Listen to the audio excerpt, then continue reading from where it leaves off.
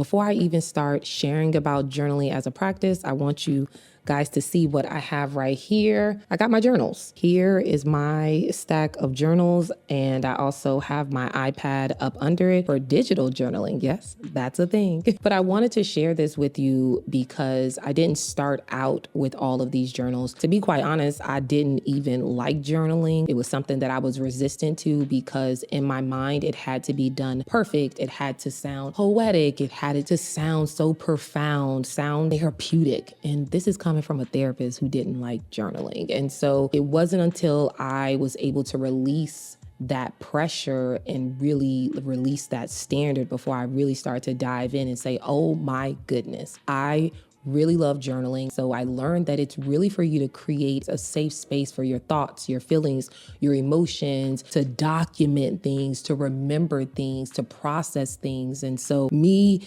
being a therapist and naturally being a verbal processor, I want you to know that I absolutely love writing as a process as well. So if you've ever tried journaling and you felt stuck, inconsistent, or you don't even know where to start, this video is for you. Off the back, I want you to drop the expectations.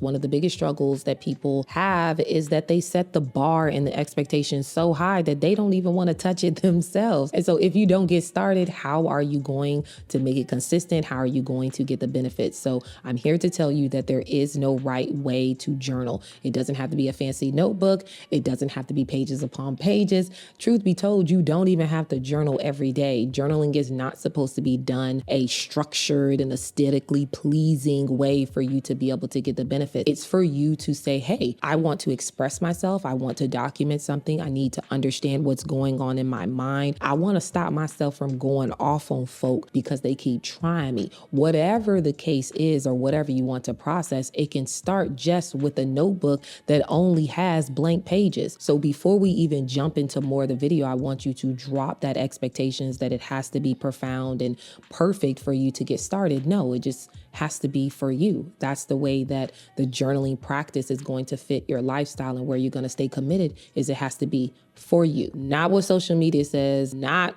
what you see on Pinterest, but for you and the way that your mind works and your time commitments. This is one of my favorite things about journaling is it's just not one thing, it's a tool. And so depending on what you need for that day, right, will be dependent upon what journaling style you choose. So if I wanted to just brain dump, I just wanted to really declutter my mind and put everything down on paper, which is a form of journaling, I would probably go for this one right here. It's nothing but blank sheets of paper. That way I can scribble, write everything down. There's no structure, no formats. Guided journaling is another style that I love because there are just some days where I don't know what I want to write, what direction I want to go in. And so prompts are really beneficial when you have days like this, or if you're just really trying to get into journaling, it's great. I got this one right here from Marshalls, so it doesn't have to be anywhere fancy. I've gotten them from Target, Ross, Amazon. I also have created journals as well for you to work on boundaries, to rediscover yourself, to fall back in love with yourself.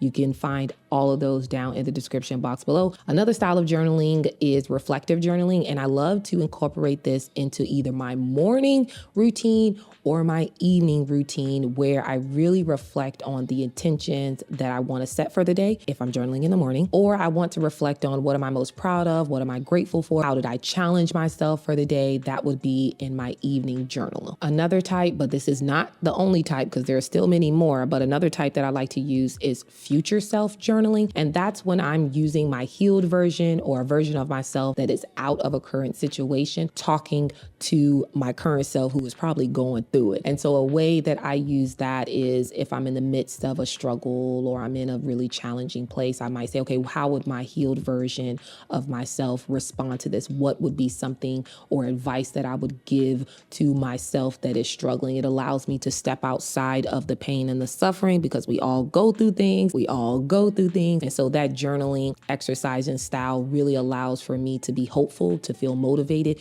and usually also problem solve and separate what I'm in control of and what I'm not in control of. Another style that I also use is devotional journaling. So I will get devotions like this one right here. I got this one off of Amazon. It's called Finding Rest. And so it incorporates Bible scriptures also with journaling, which for me, it's like boom, boom, a 2-for-1, great combo. Learn more about the Bible and also learn more about myself and how I can apply it to myself. And those are not even all the styles, but as you can see, each style has a purpose. And so you don't need to stick to one. That's why I gave examples of how I kind of use the different styles on any given day. It's not every day, but it's what I need for that day, which is what journaling is about. For myself and my clients that I work with, this was such a powerful shift, and that was creating a low pressure habit. If you are a high achiever, you want to do things right and you want to do it well. And so you may set intentions to journal every day only to fail at that and be like, okay, I'm going to try again when I got time. And so I'm here to tell you, don't put that pressure on yourself. Consistently doesn't mean every day. It might be once a week, and you consistently check in and journal with yourself once a week. And that's a part of a practice that fits your routine. It allows you to ground yourself and it works for you. Here's some ways to also just help you with creating a low pressure habit for yourself with journaling. Keep it where you can see it. If I tuck it into a corner somewhere or put it in my desk and I'm not going by my desk every day, then I'm not going to think about it. So put it somewhere visible. I love to keep mine next to my bedside. I also keep one in the car tucked underneath the seat because some days I need to whip it out. I'm just saying.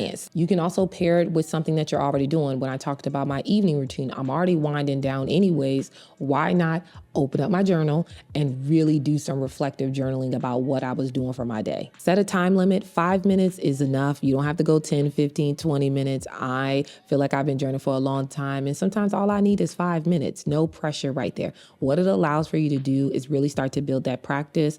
It's like a child who needs to learn how to sit still. You have to learn for this to be a skill and a tool that you utilize. And in the beginning, your brain's going to want to wander off, think about all these other things. So setting that time limit makes you dedicated and focused to what you're doing right then. If nothing pops up, if nothing is not flowing for you, then try a different style of journaling to see if that fits how your mind works and how you express yourself in that moment. So just keep cycling through and really try to find the one that works for you. Do not, I repeat, do not give up until you tried multiple styles for yourself. Now, I told y'all I was going to get my iPad out. Okay, boom. Okay, here's my iPad right here, what I use for digital journaling. I use GoodNotes. I got my digital journal from Etsy. If I can, I will also link that down in the description box below. If you don't like your handwriting, because that's a real thing, is a real thing, then digital journaling might be a great low pressure, easy way for you to jump into it.